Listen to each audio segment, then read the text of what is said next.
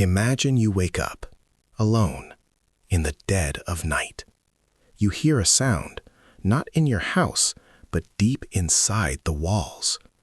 A faint scratching, like fingernails on drywall. You dismiss it, right? Just the house settling, old pipes. But what if it keeps happening, night after night, always from the same spot? What if your brain, that incredible pattern-making machine, starts to connect those sounds to other things?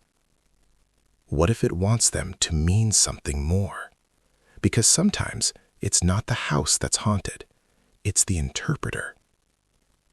Tonight, I'm going to tell you a story about how easily our minds can be tricked, about a descent into a specific kind of dread, where every coincidence feels like a clue, and every shadow holds a secret. You'll hear about a quiet suburban street, a man alone in his apartment, and a series of signs that twisted his reality beyond recognition. We'll experience the night it all began, the turning point when the mundane became menacing, and the worst moment when he realized he was trapped. This isn't a ghost story in the traditional sense, at least not at first. It's a late-night warning about the dangers of looking for meaning where there is none, or perhaps where there is too much. This story starts, as many do, in a place you'd never expect anything unusual to happen. A modern, minimalist apartment complex on the outskirts of the city. Our protagonist, if you can call him that, was a man named Arthur, mid-30s, an analyst by trade, a creature of logic and routine. He'd moved into apartment 3B, a corner unit, just a few months prior. He worked from home, so his world often shrunk to the four walls of his living room, the glow of his monitor, and the hum of the city beyond his soundproof windows. He craved quiet, and for a time, he had it. Then came the drip. It wasn't a leak, not really, just a faint, rhythmic tap, tap, tap that started one Tuesday night. He'd be reading or watching a show, and there it would be. Always around 1 a.m. He checked the bathroom, the kitchen, the windows. Nothing. No visible water stains, no leaky faucets. It seemed to come from the wall behind his bedroom closet. Annoying, but he told himself it was the old building settling, or maybe a neighbor's plumbing. Just a sound. But then the sound started to change. The drip became less like water, more like a soft, persistent knocking. 3 quick raps. Tap, tap, tap. Pause. Tap, tap, tap. Always from the same spot in the wall. Always around 1 a.m. Arthur, being an analyst, started keeping a log. He noted the time, the duration, the intensity. He even recorded it on his phone, convinced he'd find a pattern, a logical explanation he could present to building management. But the pattern that emerged wasn't logical. It was too consistent, too deliberate.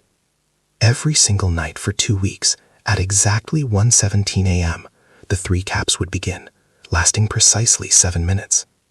I asked the neighbors. Apartment 3A, a young couple, heard nothing. Apartment 2B, an elderly woman, was a heavy sleeper. Nobody else reported anything similar. Then, on the 15th night, the knocking didn't start at 1:17. Arthur lay awake, staring at the ceiling, waiting.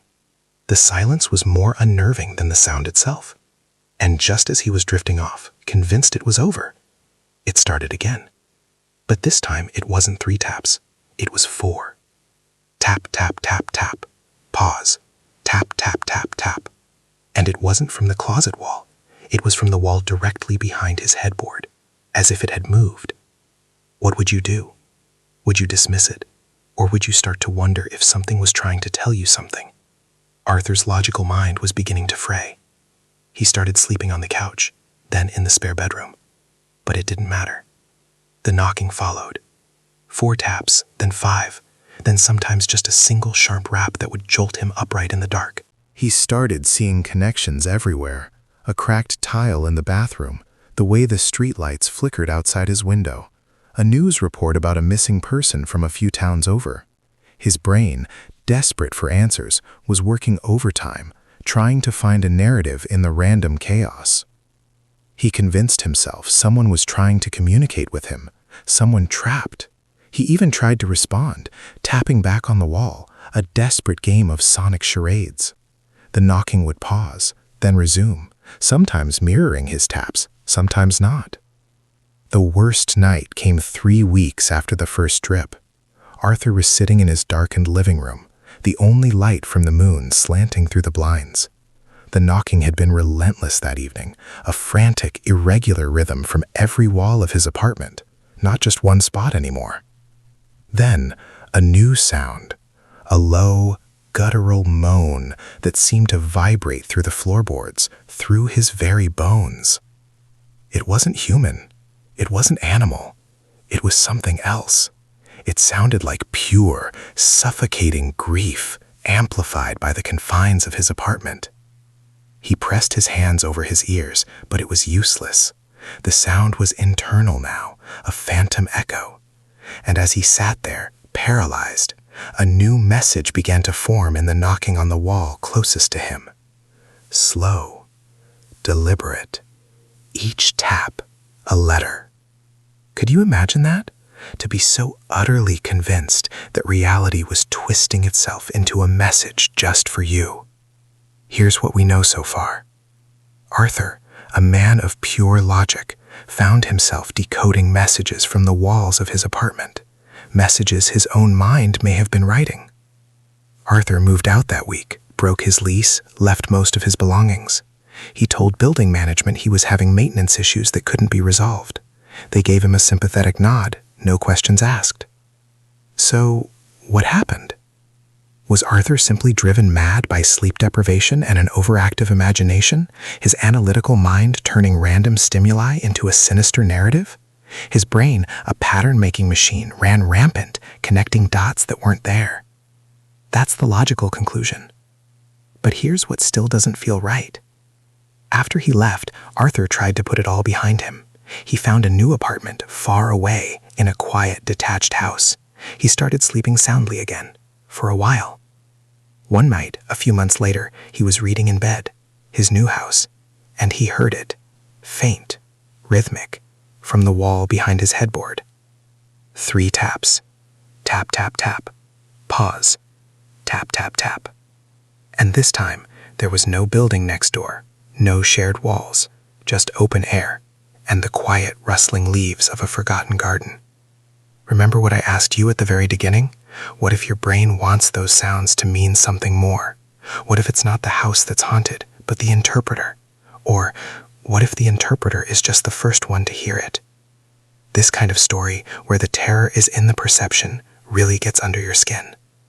What's the most unnerving coincidence you've ever experienced? Something that made you wonder if you were seeing signs or just losing your mind? Let me know in the comments below. If you found yourself looking over your shoulder tonight or checking your walls for faint sounds, go ahead and hit that subscribe button. We dive into the shadows here, and there's always more to uncover.